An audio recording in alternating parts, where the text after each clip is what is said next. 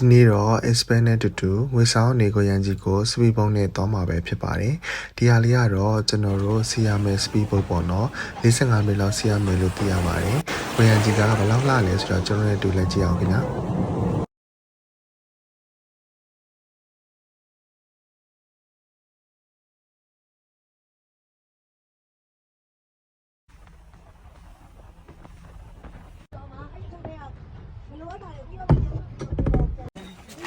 ခုတော့ကျွန်တော်တို့ကိုရန်ကြီးကမ်းခြေကိုရောက်ပါပြီခင်ဗျာဒီနေရာလေးကတော့ရေချိုထွက်တဲ့နေရာလေးပါ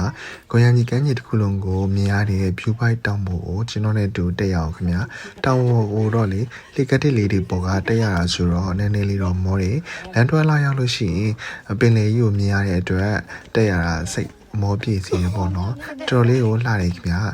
ကိုရန်ကြီးရောက်လို့ရှိရင်တော့ view point တောင်ပေါ်တော့မဖြစ်မနေတက်ကြည့်ဖို့မိနေတော့ကျွန်တော်တော့ကိုရန်ကြီးကိုရောက်တာတော့ဒါပါဆိုရင်နှာခေါင်းမြောက်ရှိပါတောင်ပေါ်တက်တဲ့ကြာချိန်အဖြစ်ကတော့15မိနစ်20လောက်တော့ကြာမယ်ဒီနေ့ခင်ဗျာ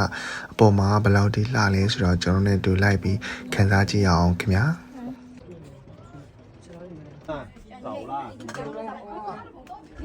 要不要这样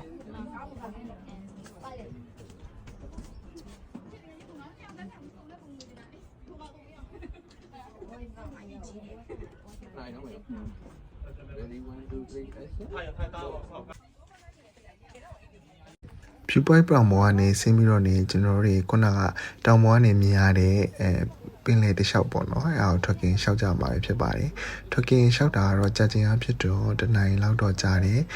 နေလေးနည်းနည်းပူတဲ့အတွက် sun cream တို့UV jacket တို့ထီးတွေတော့ယူသွားဖို့တော့မိနေပေါ့နော်အုတ်ထုတ်တွေပါရဲဆိုလည်းမပါဖြစ်ပါထွက်ကင်ကတော့ဖြစ်မနေလျှောက်ခဲ့ပါဒီနေရာလေးကဘယ်လောက်ထိလှလဲဆိုတော့အားလုံးပဲတူတူကြည့်လိုက်ပါအောင်ခင်ဗျာ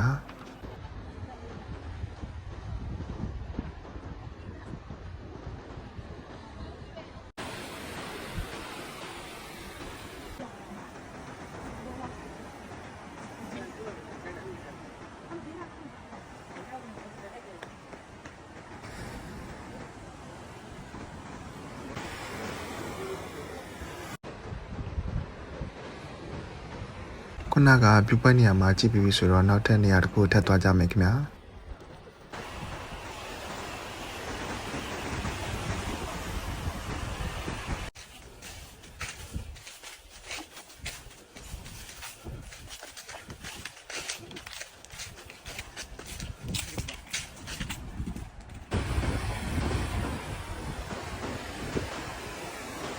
ဒီနေရာလေးကဘယ်လောက်လှလဲဆိုတော့ကျွန်တော်ပြမယ်ခင်ဗျာကျွန်တော်တို့ view point မှာလည်းနားယူပြီးဆိုတော့ပင်လယ်ဘေးကနေလမ်းဖြတ်လျှောက်ကြမှာပေါ့နော်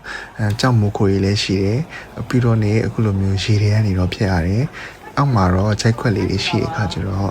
view site ပြီးတော့သွားရတယ်ပေါ့နော်ပြီးတော့ဒီနေရာလေးကဟိုင်းနေလေးကြည့်တယ်ဓာတ်ပုံတွေပါရိုက်လို့ရှိရင်တော့နည်းနည်းလေးတော့ view site ပြီးပေါ့နော်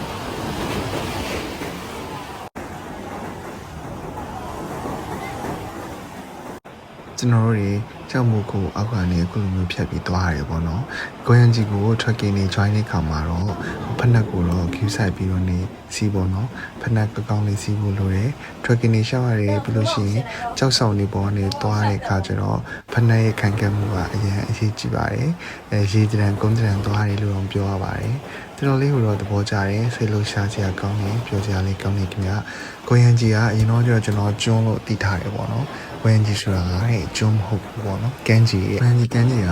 အရိုင်းဆန်တဲ့တဘာဝအလှတရားတွေနဲ့ပြည့်နှက်နေတဲ့နေရာလေးတစ်ခုပါ။ Adventure ဆက်ဆန်တွားချင်တဲ့တွေအတွက်ကိုရန်ကြီးကိုတော့မဖြစ်မနေတွားချင်တင်ပါတယ်။ဒီနေရာလေးကကျွန်တော်တို့ခီးတစ်ထောက်နားတဲ့ကန်းကြီးလေးပေါ့နော်။တော်တော်လေးကိုလှတယ်လေးလေးတော်တော်လေးကိုတိုက်တယ်ခင်ဗျာအခုကတော့တန်ပချွတ်ကိုတော့စားဖို့ expert လုပ်ပေးနေအားလုံးလည်းအနားယူပြီးဆိုတော့ကျွန်တော်တို့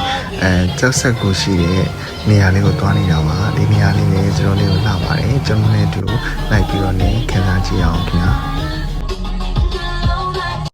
အရှိမမြင်နေရတဲ့စစ်ဖက်နှက်လို့ခေါ်တဲ့ကြောက်တောင်ကြီးကိုတွေ့ကြပါတော့အရင်ကအားကြတော့လေအဝင်ဝါမှာတော့အကျယ်ကြီးပဲနော်အထက်ကြရင်တော့လေးပတ်လေးထောက်ပြီးတော့ထည့်ရမှာဖြစ်ပါရဲ့ရှင်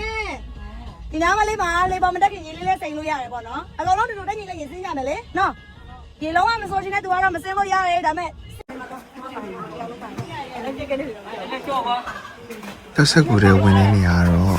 ရေလေးနည်းနည်းတော့နှစ်တယ်လို့ပြောလို့ရတယ်ပေါ့နော်ရင်ဘတ်လောက်တီတော့ရှိတယ်ဒါပေမဲ့စင်ပြပါနဲ့ Espero မှာရေကူးကျွမ်းကျင်တဲ့သူတွေပါတယ်ဆိုတော့လေတော်တော်လေးကိုအဆင်ပြေတယ်ကူတွေကနေဝင်ပြီးတော့နေဟိုဘက်အပေါက်တိတိလေးကနေထွက်မှာပေါ့နော်ကျွန်တော်တို့ဘယ်လိုမျိုးတွေထွက်လဲဆိုတာကိုကြည့်အောင်ခင်ဗျာ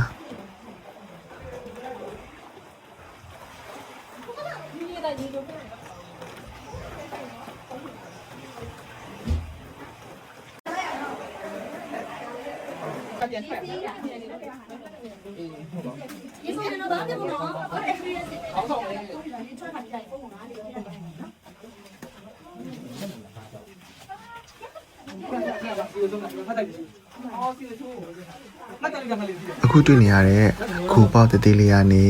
ခိုးပတ်ပင်လေးတွေကိုထွက်မှာပေါ့နော်လေးဘက်ထောက်တာတော့ကုန်းကုန်းကွာတော့ထွက်ရတယ်အပေါက်ကနည်းနည်းချင်းတော့လေရေကနေဖျားတော့နည်းနည်းတော့စိတ်လှရှာခဲ့တယ်ဒီနေရာရောက်လို့ရှိရင်တော့ကြောက်ဆက်ကူလည်းဝင်ပြီးတော့နေလေးလာခဲ့ဖို့မမေ့ကြနဲ့ပေါ့နော်ရေလေးကြည့်ရခင်ဗျာပြီးတော့လေအခုလိုမျိုးငါးတတိလေးလည်းရှိပါသေးတယ်ဘာငါးလေးတွေတော့မသိပါဘူးခင်ဗျာအခုကျွန်တော်တို့ကတော့ခေါ်ရန်ကြီးဟိုတယ်ဆောင်မှာသမင်းစားဖို့သွားနေတာပေါ့နော်နေ့လည်စာကိုတော့ Espero ပြင်ဆင်ထားပြီးတဲ့ဟင်းတွေပါရတာလေးတော့မစိုးပါဘူးခင်ဗျာစားလို့လည်းကောင်းခဲ့ပါတယ်။ဘာဟင်းတွေပါလဲဆိုရင်ကနန်းပါတယ်ငါးပါတယ်ကင်းမွန်တုပ်ပါတယ်ရေတောက်တော့ငါးယူဟင်းပေါ့နော်အရွက်အနေနဲ့ကစုံရွက်နဲ့ပဲတီကြောပါပါတယ်ခင်ဗျာဒီနေရာက view လေးကတော်တော်လေးလာတယ်ခင်ဗျာအရင်တစ်ခါတော့ကိုမြင်နေရတဲ့ဒလော့မှာတဲခဲ့တယ်ပေါ့နော်အခုကတော့ညမအိမ်ဆိုတော့မတဲခဲ့ပါဘူးမင်းစားအနားယူပြီးဆိုတော့ကိုရန်ကြီးကနေငွေဆောင်ကိုပြန်နေကြပါပြီခင်ဗျာအပြန်ကတော့လေမြောက်လီကိုဆန်ပြီးspeed ball မောင်းရတဲ့ခါဆိုတော့ line လေးနည်းနည်းကြည့်တယ်ပုတ်လေးကတော့နည်းခုံတာပေါ့နော်ပွင့်နေပြောရင်တော့ကျွန်တော်တို့ရေကြောက်တော့ဖျားတရားတော့တက်ခဲ့ရတယ်ဒါပေမဲ့ပြောဖို့တော့အရင်ကောင်းနေခင်ဗျာကျွန်တော်ကတော့ငွေဆောင်ကိုရန်ကြီး package ကို Spain နဲ့ join ခဲ့တာပေါ့နော်တော်တော်လေးကိုပြောခဲ့ရတဲ့ခီးစဉ်လေးဖြစ်ခဲ့ပါတယ်ခင်ဗျာအခုကတော့ကျွန်တော်တို့ငွေဆောင်ကိုညနေ4 နာရီခွဲလောက်တော့ပြန်ရောက်တယ်ခင်ဗျာဗီဒီယိုအဆုံးလေးကြည့်ပြီးတဲ့အတွက်အားလုံးကိုကျေးဇူးတင်ပါတယ်ခင်ဗျာအားလုံးပဲပျော်ရွှင်ကြပါစေ